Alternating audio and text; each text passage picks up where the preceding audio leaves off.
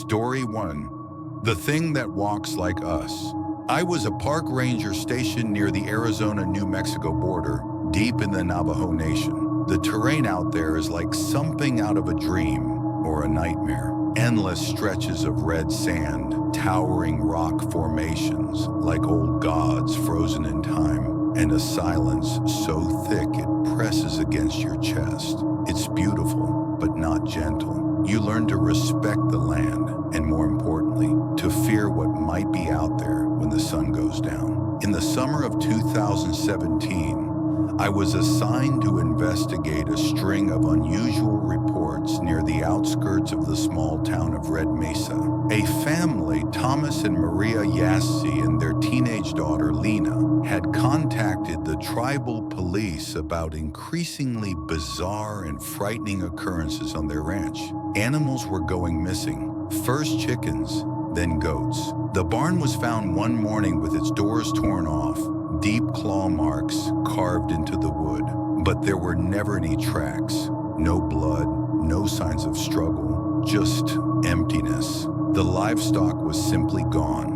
The family also reported hearing scratching on their walls at night, voices whispering their names from the edge of the property, and a long, high-pitched howl that wasn't quite coyote and definitely wasn't human. I had heard stories before, whispers of Lushi skinwalkers, witches who had turned their backs on humanity, who wore the skins of animals and fed off fear. They were stories you didn't repeat lightly, especially not among the Dene. Most people kept quiet, but this case, it was different. The fear was real, and I could feel it clinging to the air the moment I stepped foot on the Yazzie property. Thomas met me at the edge of the driveway. He was tall and broad-shouldered, a man who'd spent his life working the land, but his eyes, they were bloodshot, dark-rimmed with sleep deprivation and haunted. He didn't greet me with small talk, just a quiet nod and a tense,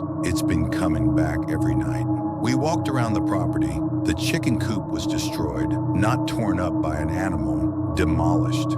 Boards ripped clean off, the nails still embedded in wood, not pulled or scratched. It looked like something had pushed its way out from inside. Then Lena, his daughter, approached me. 16, quiet, cautious. She kept her distance. "It talks like us," she said, "but it's not us." I asked what she meant. She looked over her shoulder before whispering, "It said my name last night, but it was my own voice from the woods." I stayed the night, set up a small tent about 30 yards from their home, rifle loaded, flashlight, audio recorder. The first few hours were uneventful. Crickets, the occasional coyote in the distance, wind blowing across the dirt. Then, at exactly 2:39 a.m., the crickets stopped, just cut off completely, like someone flipped a switch. I sat up, pulse quickening. The air turned cold, not desert cool, cold. My breath came out in clouds. Then I heard it. Footsteps on gravel, slow and deliberate, just beyond my line of sight. I reached for my flashlight and aimed it toward the sound. At first there was nothing, just silence. Then eyes, two glowing, pale yellow orbs staring back at me from the base of a juniper tree. Too far apart for a normal animal, too low for a man. I froze. The thing slowly rose to its feet. It was wearing the shredded hide of a coyote, draped over its frame like a cloak. But this wasn't just some guy in a costume. Its limbs were wrong, too long, joints bending in ways they shouldn't. The skin underneath was patchy and mottled, like it had been burned or stitched together from different pieces. And then it smiled. Its lips peeled back, revealing too many teeth, sharp and uneven, like they'd been filed down. Then it spoke. "Come at us." It was Lena's voice, distorted, dragged through gravel, warped and slow. It echoed across the desert like smoke curling through the air. I lifted my rifle. My hands were shaking. I pulled the trigger. Click. Nothing. Jammed. The thing cocked its head sideways, and in that moment, I swear to God, it grinned wider. Then it dropped to all fours and darted back into the darkness, faster than anything I've ever seen. I didn't sleep the rest of the night. At dawn, I told Thomas everything. He nodded like he already knew. "It's a skinwalker," he said quietly. It's feeding off our fear. He told me his great uncle had dealt with something similar decades ago, a creature that stalked the village, taking chickens at first, then goats, then a child. That uncle never spoke again after confronting it, just sat silently on his porch until the day he died, refusing to sleep indoors. I wanted to leave, but part of me needed to know the truth. I needed proof. I returned the next night with trail cams, motion detectors, and another rifle. I parked my truck near the old well and waited. That night I saw it again, only this time it was closer, standing at the edge of the field, not hiding, just watching. Its arms hung too long, almost reaching its knees. It wore the face of something familiar, but it took me a moment to realize it looked like me, not exact, but close enough that the resemblance was disturbing. Then it spoke in my voice. "Help, please, I'm trapped." I froze. It repeated the phrase again and again, always in my voice, but more broken each time, like a record slowly melting in the sun. Then it added something else. "Let me in." I didn't move, didn't breathe. Suddenly, all my cameras triggered at once, flashing, clicking, beeping, and then darkness. Every light, every battery died. The truck's dashboard flickered off. Even my watch stopped ticking. Then it was gone. In the morning, every device was fried, wiped. Not even recoverable SD cards, like it had known how to erase evidence. I called in a medicine man from the reservation. He burned sage, drew protective symbols in ash around the property, said the creature was bound to this land, and that it had claimed the Yazzie family's fear, like a predator marking territory. They'd need to leave for good, and they did. Within 48 hours, they were gone. No forwarding address, no contact, just gone. I left the Ranger Service a year later. I still dream about that voice sometimes, my own voice, calling for help from the woods. I'll wake up and stare at my reflection, just to make sure it's me. If you ever find yourself out in the desert and you hear your name whispered in the night, especially in a familiar voice, don't answer, because sometimes the thing that calls out to you is already wearing your skin. Story 2. Voices Beneath the Canyon. I used to guide backcountry hiking tours through the high desert canyons near Monument Valley, vast, desolate, and majestic stretches of Navajo Nation land, where the rock walls stretched toward the sky like the bones of ancient gods. I'd been doing it for years, knew every dry riverbed, every butte, every hidden cave. That land was sacred, beautiful, yes, but also alive. And like anything alive, it had moods. Places that felt warm and inviting, others that felt like they didn't want you there. This story takes place in 2015. I had just started taking on smaller private groups, usually 2 or 3 tourists at a time, for deep canyon treks off the beaten path. One group booked a 5-day hike. 2 men from Oregon and a woman from New York, all mid-30s, experienced hikers. They wanted solitude, something untouched, and I knew just the place. It was a box canyon known only by locals as Ghost Wind Hollow. I'd only been there once before, years ago, and even then, I didn't stay long. The elders told me it was bad ground, a place where people disappeared, where strange lights moved through the night, and where voices echoed without a source. But I was arrogant. I figured the stories were folklore, old traditions meant to keep kids from wandering too far. I thought I could handle it. We reached Ghost Wind Hollow on the 3rd day. The entrance is a narrow crevice, barely wide enough to squeeze through. Once inside, it opens into a circular canyon about 200 yards wide, surrounded by sheer rock walls. It's completely cut off from the outside world. No reception, no escape except the way you came in. The perfect spot for peace and silence, but it was too quiet. Not just remote quiet, dead quiet. No birds, no bugs. Even the wind didn't make it down into the canyon. It was like the rocks were holding their breath. We set up camp near the south wall, close to a jagged outcrop that looked like a mouth frozen mid-scream. The tourists joked about it, took selfies. I pretended to laugh, but I felt watched. That night, around 2 a.m., my dog Ranger, half shepherd, half husky, and loyal to a fault, sat up in the tent and started growling low in his throat. I sat up, reached for my flashlight, and unzipped the tent. Ranger didn't budge. His hackles were up, ears flat, growl trembling into a whine. Then we heard it, a voice, "Help, I'm lost." It was faint, female, coming from the center of the canyon. The tourist heard it too. I stepped out into the cold with my light, scanning the rocky floor. Nothing. Then again, "Please, I fell. I can't move." Same tone, same inflection, like a recording. One of the guys, Dan, started walking toward the voice. I stopped him. "Someone might be hurt," he said.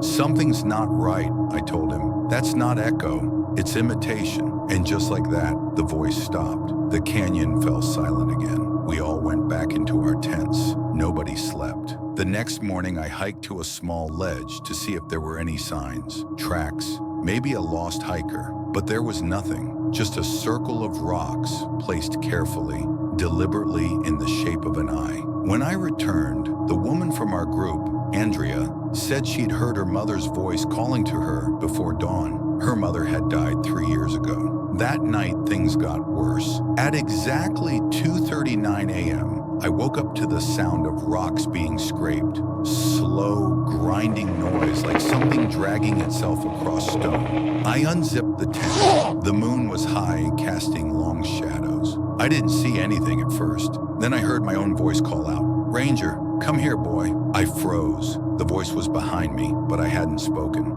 I turned the flashlight and saw a figure crouched against the far canyon wall, not standing, clinging, like a spider on vertical rock. It moved, not climbed, scuttled. Its limbs bent backward, arms too long, knees protruding like broken sticks. Its head twisted with a sickening crack as it turned toward me. Then it spoke again, in my voice. "Ranger, come here, boy." Only this time it sounded wrong, guttural, like it was forcing the words through a throat that didn't belong to it. Ranger whimpered and backed into the tent, tail tucked. I backed away slowly. The thing remained clinging to the wall, watching, twitching. Then it dropped, fell 15 feet, landed without a sound, and disappeared into the shadows. I didn't sleep the rest of the night. By sunrise, I told the group we were ending the hike early. No arguments. I didn't give them the real reason. Just said the weather was turning. But as we began the hike out of the canyon, we found something that stopped us cold. Boot prints. Not ours, too small. Children's boots, at least a dozen pairs. They formed a circle in the sand, facing inward. In the center was a pile of fur, coyote fur, still damp with something dark. We didn't talk. We just left. It took 5 hours to reach the pickup point. When we got back, I filed a report about strange sounds and possibly illegal activity.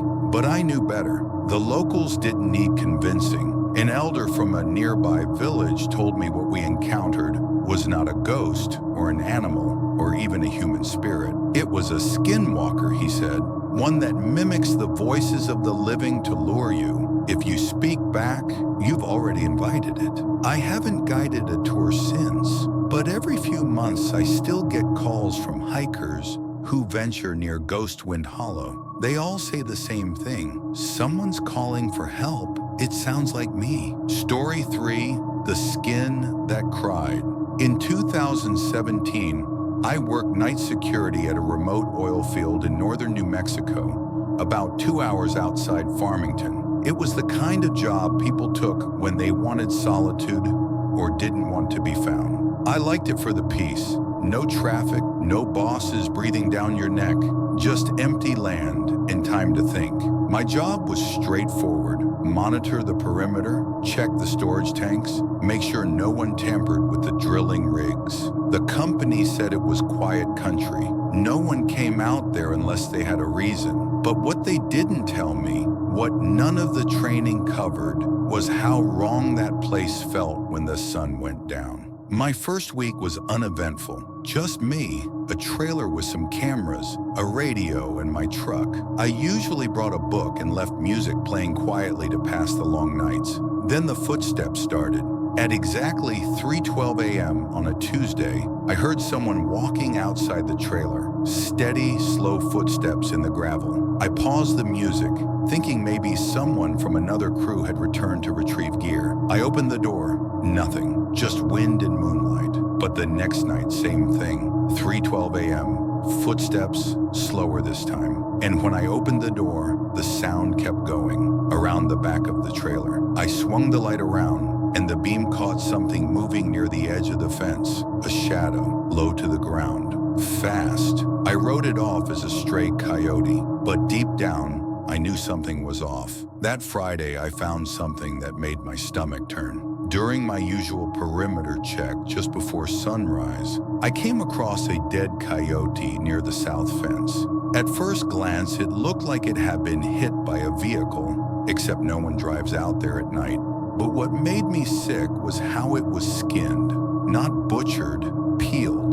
Half of its hide was torn off, hanging loosely like a robe someone had tried to put on. The flesh underneath looked chewed, but not by teeth I recognized, like it had been clawed at. Worse still, around the body were bare footprints, human, dozens of them in different directions. No shoes, just long, dirty toes pressed into the dust. I called my supervisor.